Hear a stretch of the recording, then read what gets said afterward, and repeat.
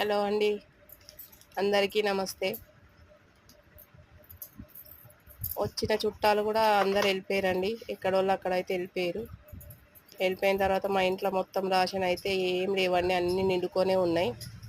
అసలు ఏమంటే ఏం కూడా లేవు. వాళ్ళు ఒక 50 కిలోలు సన్న బియ్యం తెచ్చిర్రు, 50 కిలోలు కోపం బియ్యం తెచ్చిర్రు. మా మేనత్త వాళ్ళైతే పెద్ద ఎవరున్నారో పెళ్ళికి వాళ్ళైతే అవి కూడా మొత్తం సన్న బియ్యం అయితే అయిపోయినాయండి. అప్పటికే ఓపెన్ బియ్యం ఒక్కటి ఉన్నాయి. ఇంట్లో సరుకులు ఇట్లా ఏం లేకపోయినా కూడా మళ్ళీ నా దగ్గర పెళ్లి కూతురు ఇంట్లోంచి వెళ్ళినప్పుడు వాళ్ళు వీళ్ళు పెట్టిన డబ్బులు ఉంటే అవే సర్దుకున్నాం మేము ఒక 4-5 రోజుల వరకు అయితే. అవే సర్దుకున్నాక నెక్స్ట్ అయితే ఆటోకి వెళ్ళిందండి ఈయన. నెక్స్ట్ డే నుంచి అయితే ఆటోకి వెళ్ళి అప్పటికప్పుడు సరుకులు తెచ్చుకున్నాము. సరుకులు తెచ్చుకొని స్టార్ట్ చేసినాము. మాకంటూ చెప్పేటోళ్ళు ఇవ్వలేరండి. మా అత్త ఉండే కానీ మా అత్త కూడా మా దగ్గర ఉండకపోతుండే, మా మామయ్య లేకుండే.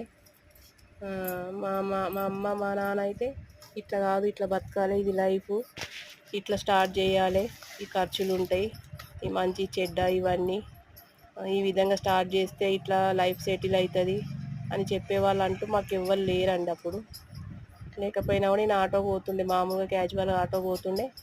రోజు 100నో 50 ఎంతో కొంత గిరాకీ అయితే. అప్పట్లో గిరాకులు కూడా ఎక్కువ లేకపోతుండే ఆటోకి కూడా.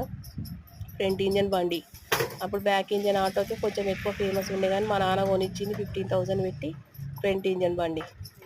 అయితే ఆ బండి ఎండాకాలం వచ్చిందనుకో, ఇంజన్ ముందర ఉంటుంది కాబట్టి కంపల్సరీ ఆ పైన వేసిన మెత్త మొత్తం కాలిపోతుండే అండి, అంత వేడి వస్తుండే ఆ బండి. అయినా సరే దాన్నే నడిపించింది ఈయన కొన్ని రోజుల వరకు అయితే.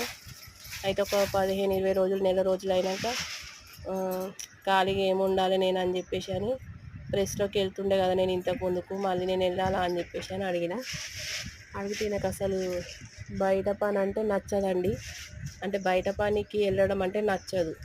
ఇంట్లోనే ఉండి ఏదో ఒకటి చేసుకోవాలి. బయటికి పోయే ఇష్టం అంటే ఇక కొందరికి ఇష్టం ఉంటుంది, కొందరికి ఇష్టం ఉండదు కదా. దాంట్లో ఈయనొకడు. బయటికి అయితే పంపించడం ఇష్టం ఉండకపోతుండే.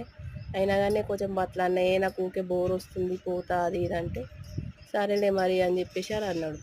అన్నాక ఆ ప్రెస్లో వర్క్ చేస్తే పొద్దునుండి సాయంత్రం వరకు చేస్తే 40 రూపాయలు అండి అప్పట్లో. నేను ఒక 40 రూపాయలు అంటే వారానికి నాకు వస్తుండే పేమెంటు. ఆయన డైలీ ఆటోకి పోయి 100-50 అట్లా తీసుకొని వస్తుండే. అట్లా నడిపించినామండి. ఒకరోజు ఏం చేసిండు మా నాన్న అంటే, చేపలు తీసుకొని వచ్చిండండి. చేపలు తీసుకొని వస్తే ఇక అక్కడనే అమ్మ వాళ్ళ ఇల్లు కాబట్టి వెళ్ళేదాన్ని అప్పుడప్పుడు.